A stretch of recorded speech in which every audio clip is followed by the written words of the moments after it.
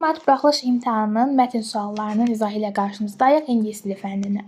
Deməli uşaqlar, burada mətnin rəqs və Siddi xalqının, Siddi insanlarının rəqsindən danışırdı. Burada ona görə mətn nə haqqındadır sualının cavabı A variantı olacaq. 24-də isə bizdən mətndən bizə doğru məlumatı istəyir. Burada cavabımız E variantındadır. Niyə E variantında? Deyir ki, burada combines African and Indian musical traditions. Deyir ki, onlar Afrika və Indiya adət-ənənələri ilə combines birləşiblər. Burada isə bu cümlədə deyirdi ki, people dance to the music which is a mixture of African rhythms and Italian traditional music. Burada görürsünüz ki, tərcüməsini bilməsəniz belə bu ikisinin oxşar olduğunu bilib bu variantı götürə bilərdiniz.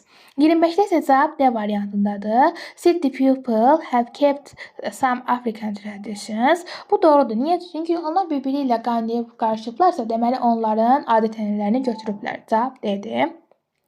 26-da isə cavab 1-4-dür uşaqlar. Deyir ki, what do the farmers do when their crop is ready? Deyir, onların kropu hazır olanda onlar nə edirdilər? Burada bu sualın cavabı buradadır. Deyir ki, but nowadays this folk dance is performed by the farmers when their crop is ready to harvest. Deyir, bend down, baxın uşaqlar, əyirdilər. Bend down in the field, make a half circle. Half circle bizdə burada ipucudur. Baxın, half circle, half ring.